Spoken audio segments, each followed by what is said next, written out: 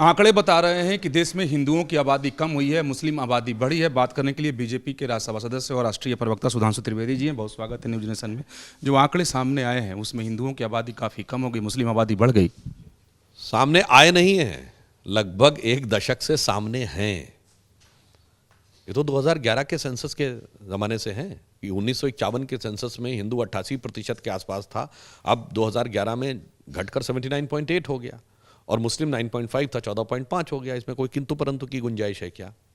मगर ये इसलिए बड़ी चुनौती है क्योंकि कांग्रेस कहती है कि मुस्लिमों को आरक्षण हम संख्या के आधार पर देंगे और पूरा का पूरा देंगे। तो अगर निरंतर संख्या बढ़ती रहेगी तो वो भविष्य में किसका आरक्षण काटकर उनको आरक्षण देंगे? SC, ST, OBC का ही काट कर देंगे। और मैं ये पुनः कह रहा हूं, कोई भी जाति अपनी संख्या केवल जनसंख्या के आधार पर बढ़ा सकती है, क्योंकि जातियों में धर्मांतरण, जातियांतरण नहीं हो सकता, कोई संविधान में प्रावधान नहीं।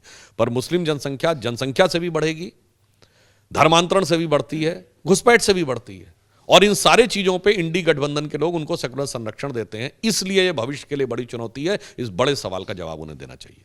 आप कह रहे हैं कि पब्लिक डोमेन में है, देखा जा सकता था पहले भी, लेकिन प्रियंका गांधी कह रही है कि जानबूझ करके चुनाव के दरमियान आप लोगों के मुद्दे खत्म हो गए, इसलिए इन सब मुद्दों को सामने लेकर आ रहे हैं। प्रियंका गांधी जी को याद दिला देना चाहता हूं कि कर्नाटक की सरकार ने इसी समय क्यों मुस्लिमों को आरक्षण देने की बात कही। चुनाव के समय हम लाए मुद्दा। शशि थरूर बांग्लादेश के अखबार में आर्टिकल लिखेंगे, मोदी हैज टू गो, हम ला रहे हैं।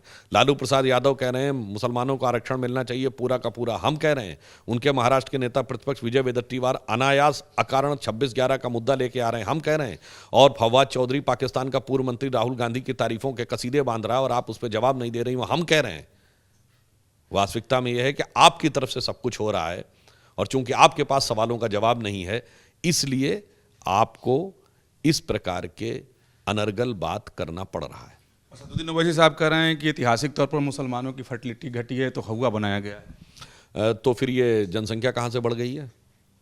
धोबरी, बरपेटा, करीमगंज, मालदा 20 साल के अंदर 8% से 35% पॉपुलेशन हो गई है। कहां से? फर्टिलिटी कम होने पे हो गई है।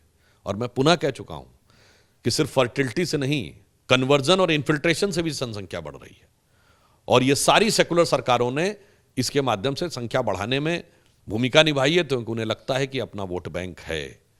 और इसीलिए इसी वोट बैंक के लिए तो सब राजनीतिक दलों में मार हुई पड़ी है, जिसके एक बहुत बड़े खरीदार खुद ओवैसी जी भी हैं। जैसे कभी जाड़े के दिनों में सारी कंपनियां कहती हैं मेरा च्यवनप्राश सबसे असली है और आपके लिए सबसे सेहतमंद है, तो एक खरीदार RJD भी है, तो एक सपा भी है, तो एक ओवैसी भी है, एक कांग्रेस भी है, एक ममता जी भी है, सब लगे हुए हैं उसी में। सर, एक अंतिम सवाल कि जो टाइमिंग चुनाव का चल रहा है इसमें आया है तो विपक्षी पार्टियों की तरफ से हमला हो रहा है कि आप बुनियाद डाल रहे हैं जनसंख्या नियंत्रण कानून की।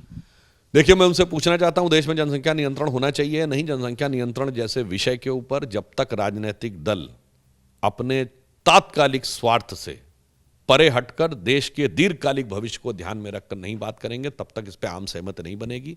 मुझे लगता है कि इस पे दलगत भावना से ऊपर उठकर विचार करना चाहिए। बहुत धन्यवाद बात करने के लिए। वीडियो जर्नलिस्ट राकेश रावत के साथ विकास चंद्र, न्यूज नेशन, दिल्ली।